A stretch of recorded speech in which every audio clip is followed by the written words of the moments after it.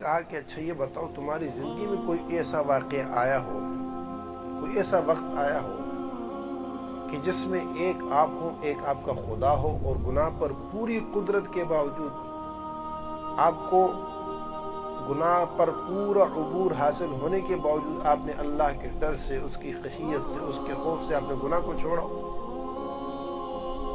بادشاہ نے تھوڑی دیر سوچا اور سوچنے کے بعد کہا کہ ہاں، ایک دفعہ میں رات کو جب آرام کرنے کے لیے اپنے کمرے میں پہنچا تو محل کی سب سے حسین خادمہ میرے کمرے میں تھی، اور جب میں کمرے میں داخل ہوا اس کو دیکھا تو میں نے کنڈی لگائی اور میرے دل میں یہ خیال پیدا ہوا کہ میں آج اس کے ساتھ یہ حرکت کروں۔ وہ دیکھ کے سمجھ گئی کہ بادشاہ کی نیت خراب ہے، اور وہ ساتھ ہی نیک تھی۔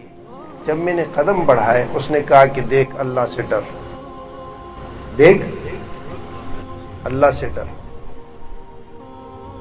ناحق اور ناجائز کوئی قدم نہ اٹھانا۔ کہتے اس کا یہ کہنا تھا کہ میرا وجود لرز گیا اور اللہ کا خوف اور خشیت مجھ پر غالب آ گئی، اور میں نے کنڈی کھولی، اس کو کہا جا میں تجھے اللہ کے لیے چھوڑتا ہوں، چلی جا۔ اللہ کی قسم اس وقت صرف اللہ کے ڈر اور خشیت کی وجہ سے، ورنہ مجھے پوری طرح اختیار تھا، مجھ سے کوئی نہیں پوچھ سکتا تھا، لیکن میں نے اللہ کے ڈر کی وجہ سے گناہ۔ تو اس عالم نے کہا کہ جاؤ تم جہنمی نہیں ہو اور طلاق نہیں پڑی، اس لیے تو اب ہر ایک آدمی نے باہر کہا کہ بھئی کیسا تم نے یہ فیصلہ کیا؟ اس نے کہا میں نے فیصلہ نہیں کیا، یہ اللہ نے فیصلہ کیا۔ فَأَمَّا مَنْ خَافَ مَقَامَ رَبِّهِ وَنَهَى النَّفْسَ عَنِ الْهَوَىٰ فَإِنَّ الْجَنَّةَ هِيَ الْمَأْوَىٰ۔ اس کا ٹھکانہ کون سا ہوگا؟ جنت ہوگا۔ جو اللہ سے ڈر کے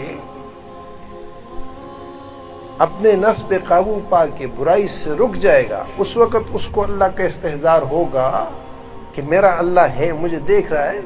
فَإِنَّ الْجَنَّةَ هِيَ الْمَأْوَىٰ، اس کا ٹھکانہ کہاں ہے؟